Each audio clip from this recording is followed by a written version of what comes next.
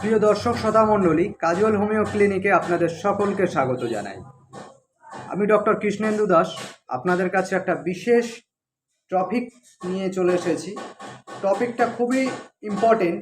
এই শীত এসে যাচ্ছে বা এই শীতকালীন যে ডিজিজ, যে ত্বকের ডিজিজ, সেই ত্বকের ডিজিজ থেকে মুক্তি পাওয়ার জন্য আজকের আপনাদের কাছে এই উপস্থাপনাটি আনা।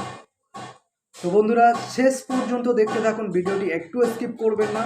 আমি টোটাল হোমিওপ্যাথিক মেডিসিন আপনাদের সামনে তুলে ধরবো, সেগুলো খেলে ব্যবহার করলে অবশ্যই কাজ পাবেন, অবশ্যই। খুব সুন্দর এফেক্টেড মেডিসিন। তো বন্ধুরা, এই যে শীতকালীন ডিজিজে কেন আমাদের স্কিনটা ড্রাই হয়ে যায়, কারণ আবহাওয়াতে থাকে আর্দ্রতার পরিমাণ। এই আর্দ্রতার পরিমাণ বেশি থাকার জন্য আমাদের স্কিনগুলো রাফ এবং ড্রাই হয়ে যায়, খসখসে হয়ে যায়। সেই কারণের জন্যই কিন্তু আজকের এই টপিকটি। তো এই শীতকালীন সিজনে সব থেকে কিন্তু ভিটামিন কিসের প্রয়োজন বলুন তো? সব থেকে ভিটামিন সি এর প্রয়োজন বেশি, যাতে স্কিনটা ময়শ্চারাইজড রাখে, স্কিনটাকে নরম রাখে। সেটার জন্য আমাদের কিন্তু খাদ্য খাবারের দিকে রেস্ট্রিকশনটাও মানা অবশ্যই জরুরি, কারণ এই খাদ্য খাবারের থেকে ভিটামিন সিটা অনেকটাই আসে। সেই কারণের জন্য তবুও খাদ্য খাবার খাওয়া সত্ত্বেও অনেক সময় ক্ষেত্রে কিন্তু এই ডিজিজটা প্রচণ্ড পরিমাণে দেখা যায়। প্রচণ্ড রাফ স্কিন, মুখ একদম খসখসে, ড্রাই, ঠোঁট ফেটে যাওয়া, এই সব পায়ের গোড়ালি ফেটে যাওয়া, এই সমস্ত কেসগুলো কিন্তু খুবই দেখা যায়। তো বন্ধুরা, এই যে শীতকালীন শাকসবজিগুলো কিন্তু বেশি খাওয়া দরকার। সবুজ শাকসবজি থেকে কিন্তু এই জিনিসগুলো, ব্রোকলি, যেমন শাকের মধ্যে যেগুলো আসে সেগুলো খাওয়া দরকার।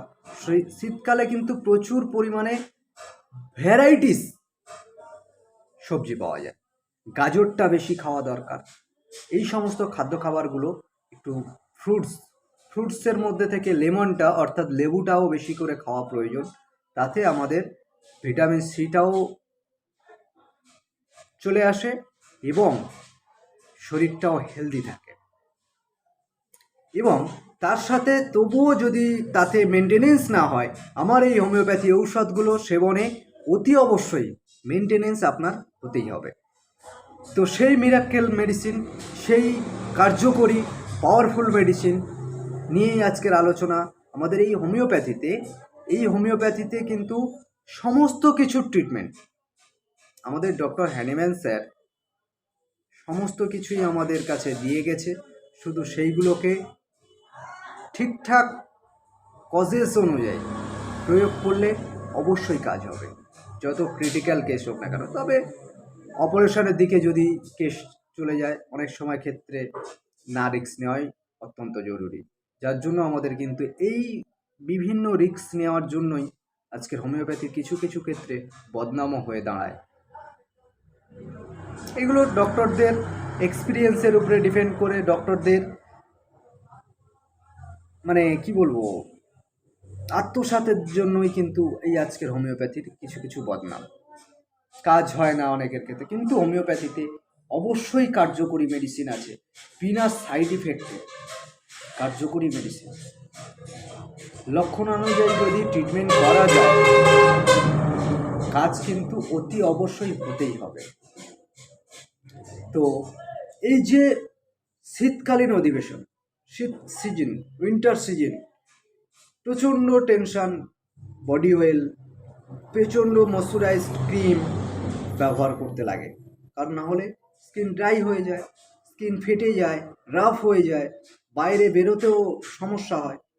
এটার জন্য কিন্তু এই হোমিওপ্যাথিক্যালি ট্রিটমেন্ট অত্যন্ত জরুরি। তো বেশি দেরি না করে, ভিডিওটা বেশি লং না করে ট্রিটমেন্টের দিকে আসা যাবে। আমার সাজেশন করা ফার্স্ট এই ডিপার্টমেন্টের মেডিসিনটা হলো পেট্রোলিয়াম 30।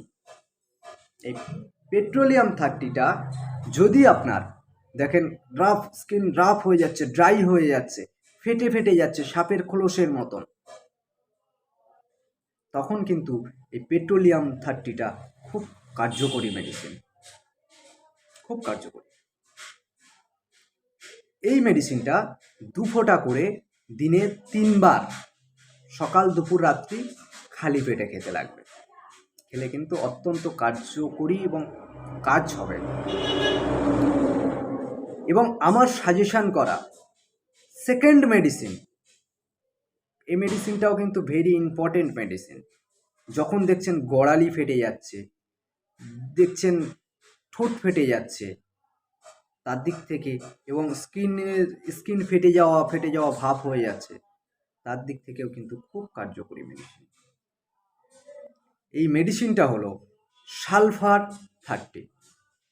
এই সালফার 30টা অবশ্যই কারোর যদি আইজিই অর্থাৎ অ্যালার্জি লেভেল বেশি থাকে, এই কম পাওয়ার কিন্তু খাবেন না। কম পাওয়ার খেলে তাহলে ডিজিজটা কিন্তু বেড়ে যেতে পারে। সেই কারণে বলবো, যদি এই মেডিসিনটা বিশেষ করে আইজি লেভেল, অ্যালার্জি লেভেল বেশি থাকলে কিন্তু খাবেন না, তাতে কিন্তু ডিজিজটা বেড়ে যাবে, তখন মুশকিলে পড়ে যাবেন। যদি বেড়ে যায় বা কোনো সমস্যা হয় আমার সাথে কনসাল্ট করে নেবেন। আমার ডেসক্রিপশান বক্সে আমার ফোন নাম্বার দেওয়া থাকলো, আমি সাজেস্টেড করে দেবো মেডিসিন। তো এই সালফার 30টা 2 ফোঁটা করে দিনে 2 বার সকাল রাত্রে খালি পেটে খাবেন। দেখবেন এগুলো রিমুভ হতে খুব কার্যকরী, খুব ভালো কাজ হবে। এবং আমার সাজেশন করা থার্ড মেডিসিনটা হলো এই ডিপার্টমেন্টের হাইড্রাস্টিস ক্যান মাদার টিংচার। এই মাদার টিংচারটি ব্লাডের আইজি লেভেল অর্থাৎ অ্যালার্জিটিক লেভেলটাও কমাতে খুবই সাহায্য করে এবং স্কিনকে ময়শ্চারাইজড করতে খুব সাহায্য করে। খুব ভালো এফেক্টেড মেডিসিন। এই মেডিসিনটা 10 ফোঁটা ঔষধ হাফ কাপ জলে মিশিয়ে দিনে 3 বার সকাল দুপুর রাত্রি ভাত খাওয়ার পরে খাবেন। দেখবেন স্কিন ফ্রেশ থাকবে, একদম গ্লেসফুলি লাগবে উইন্টার সিজনে। এবং এক্সটার্নাল আমি একটা মেডিসিন দিয়ে দিচ্ছি, সেই মেডিসিনটা এক্সটার্নাল ইউজ করবেন, সেটা হচ্ছে পেট্রোলিয়াম জেল।